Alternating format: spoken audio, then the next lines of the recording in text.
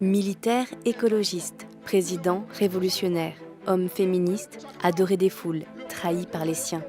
Voici comment Thomas Sankara, le Tché africain, est devenu la fierté d'un continent entier. 1949, quand Thomas Sankara naît, son pays, la Haute-Volta, est une colonie française. Fils de gendarme, destiné à être prêtre, il fait partie des rares enfants scolarisés.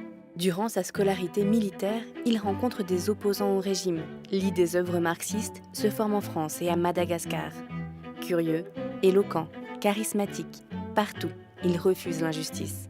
Il fustige la lâcheté des officiers qui ne vont pas au front et gravit rapidement les échelons de l'armée. À la caserne, il abolit les privilèges des officiers en faveur des troupes et utilise l'armée pour venir en aide à la population. Il gagne ainsi le soutien des militaires et des populations civiles. Au début des années 80, le pays, instable, manque d'eau et de nourriture, alors que l'aide humanitaire est régulièrement détournée.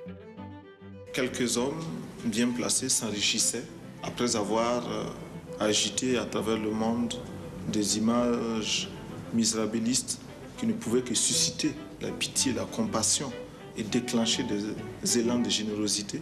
À son poste de secrétaire d'État à l'information, il encourage syndicats et journalistes à dénoncer la corruption.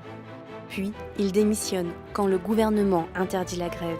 Malheur à ceux qui bâillonnent leur peuple.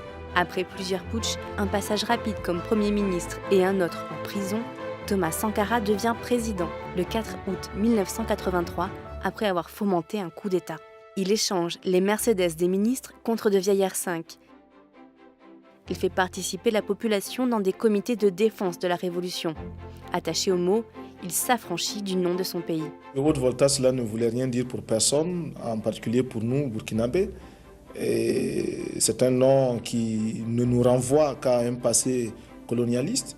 Par contre, Burkina Faso est un nom puisé dans le terroir même. Qui veut dire patrie des hommes honnêtes. Ses priorités sont l'autosuffisance alimentaire et la lutte contre la corruption. Mais il mène d'autres combats. L'écologie, en créant le premier ministère de l'eau. Le féminisme, pour lui, l'émancipation des femmes est garante de la libération de l'Afrique. Une libération qui passe aussi par l'image qu'ont les Occidentaux de l'Afrique.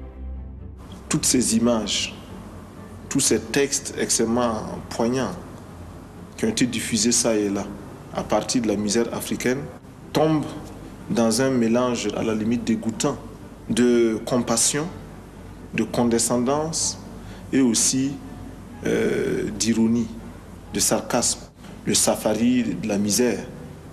C'est cela que nous contestons, c'est cela que nous combattons. Anti-impérialiste, Thomas Sankara exhorte les pays africains à ne pas payer leurs dettes. Il prône l'amitié entre les peuples. Pour les jeunesses africaines, il incarne l'espoir d'un monde nouveau. Sa popularité dépasse les frontières. Mais dans son pays, les tensions politiques s'accumulent. On accuse Sankara de vouloir aller trop vite, d'être populiste, de devenir moralisateur. Les mauvais maris, les paresseux, les voleurs. Des opposants sont condamnés, d'autres fusillés, et les anciens amis deviennent suspects. Vous vous sentez isolé en Afrique? Mal compris en tout cas.